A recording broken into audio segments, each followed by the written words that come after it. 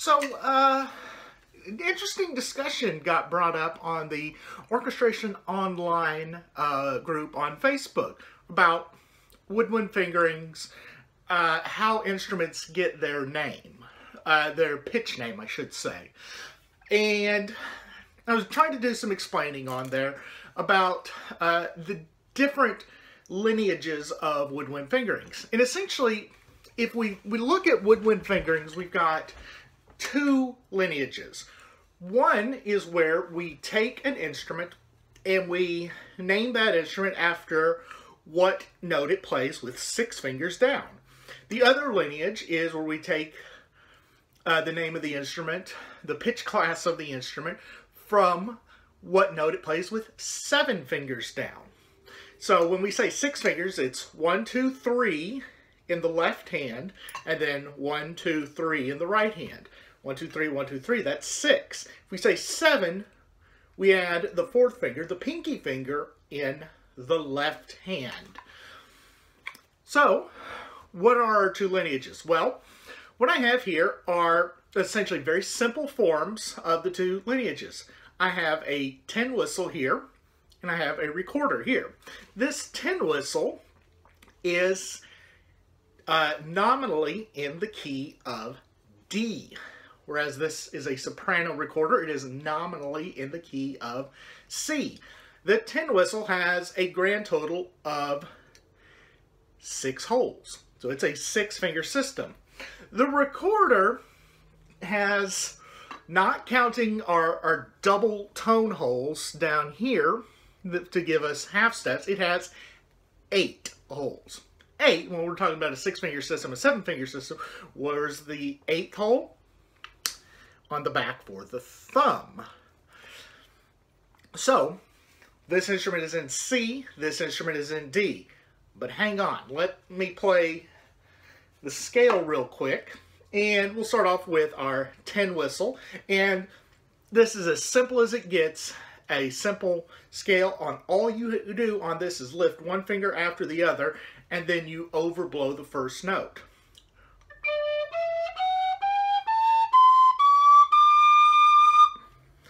Very, very simple. Recorder, being a 7-finger system, is a little bit more complicated. So we'll start here.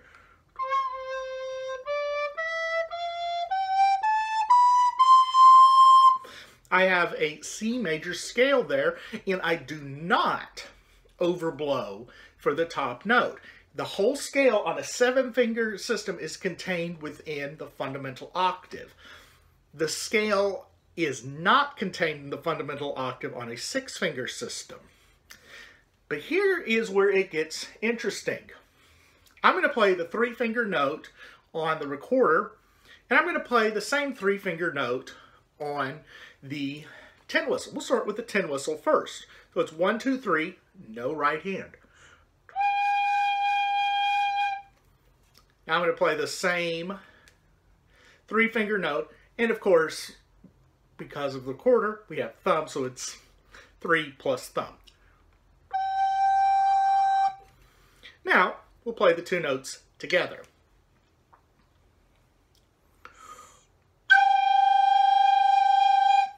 Tuning discrepancies aside, they actually produce the same note.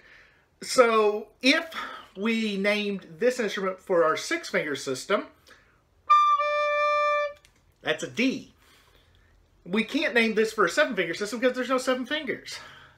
So, we have our two lineages here. 6-finger, 7-finger. How can we tell what an instrument is?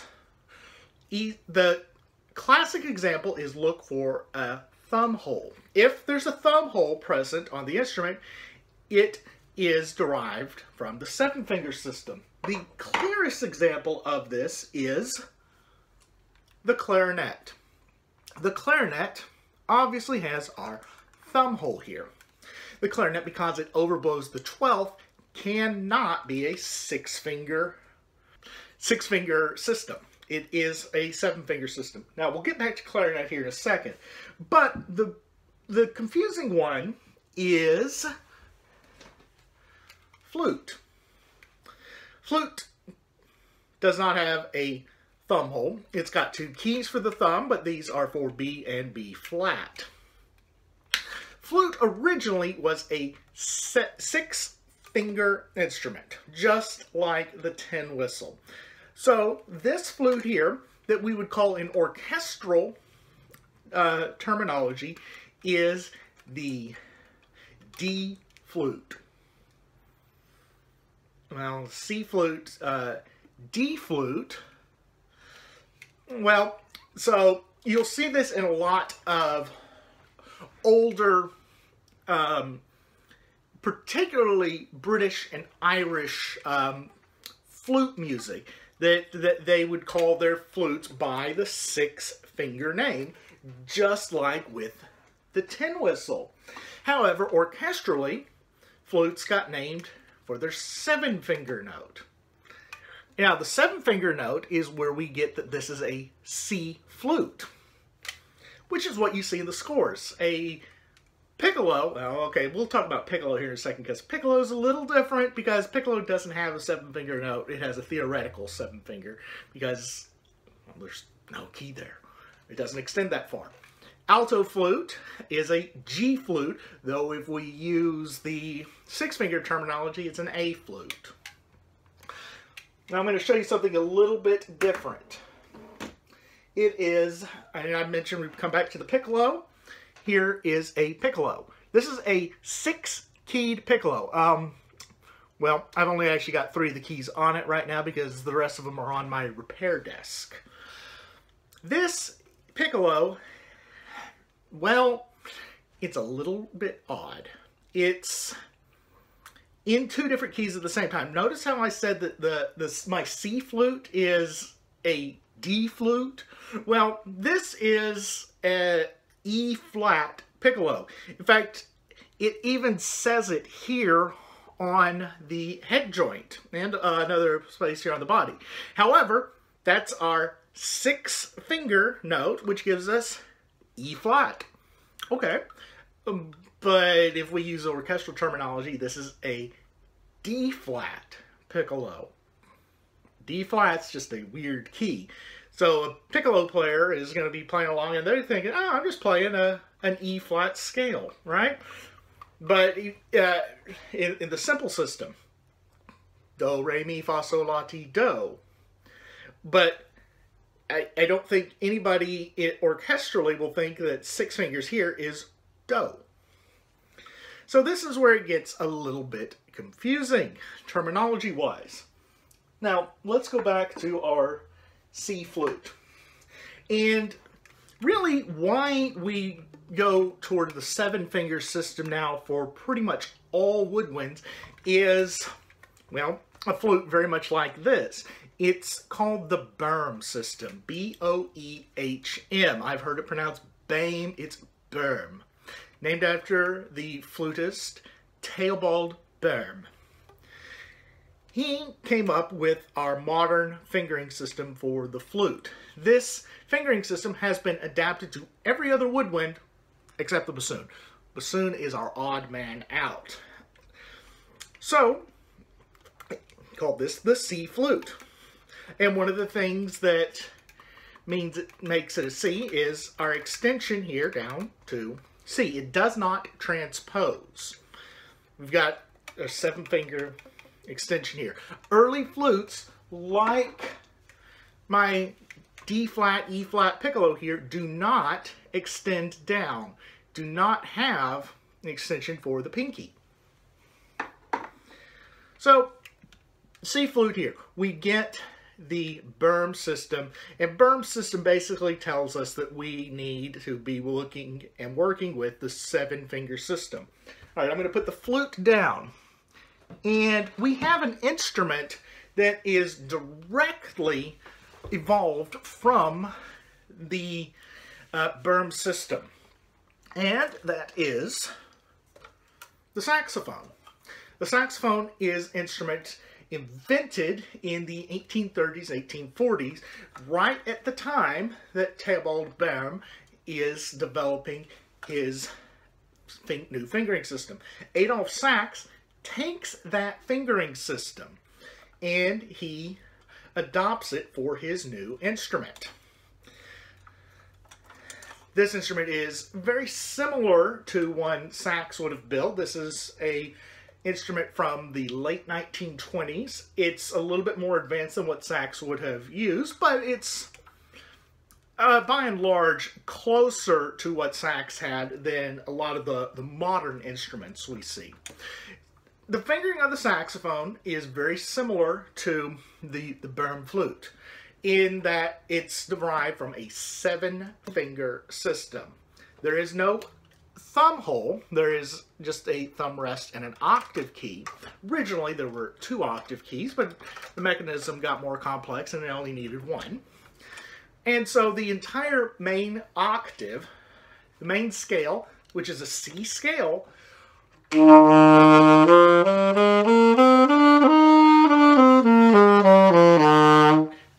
is contained within the basic octave. There is no overblowing.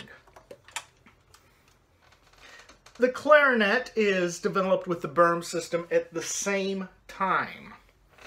So this is a Boehm system clarinet. And really, it's very highly adapted from the Boehm system, so it doesn't share a lot of the similarities.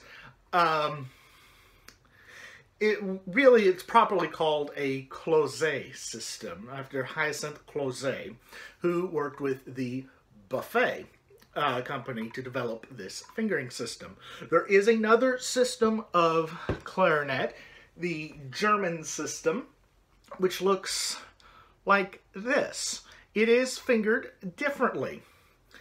However, these are both the Boehm system and the German system, and there's various different models of German system, Albert, Clinton, Euler, but you can see they're very different, but they both have on the back our thumb hole, which indicates this has always been and will always be a 7-finger system. There's no 6-finger messing around with a clarinet.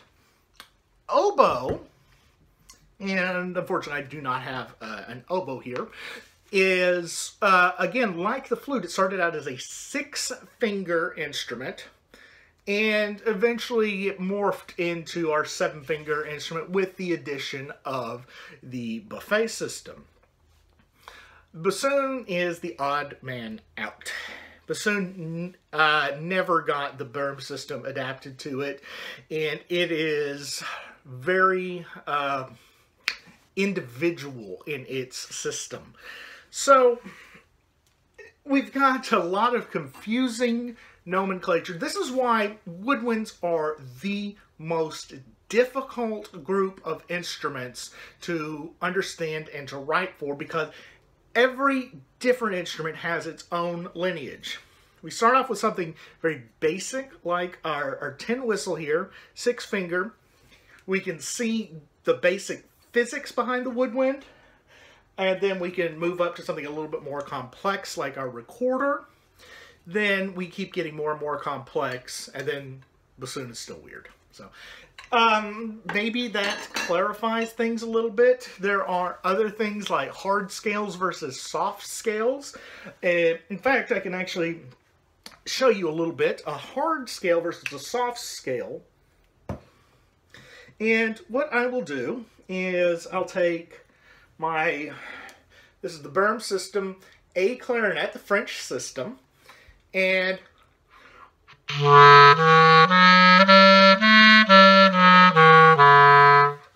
that is what we would call a soft scale. If I go just in the right hand, 3, 2, 1, the third note is flat. Now, our German system is a hard scale, or close to it. So this is a G clarinet, and we'll just see what happens if I do the exact same thing. Da,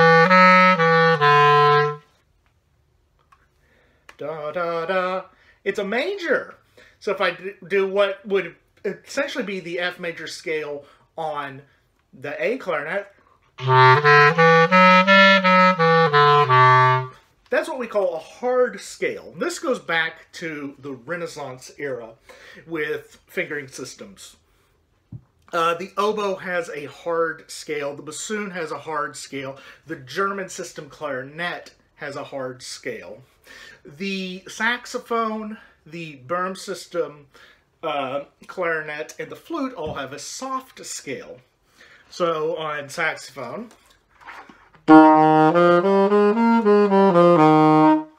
so it's that first finger in the right hand that gives us the identity of our scale, hard or soft. We don't typically think of it in those terms, but that's a historical perspective for you. So I've rambled on for nearly 16 minutes, so I think I'll wrap it up here.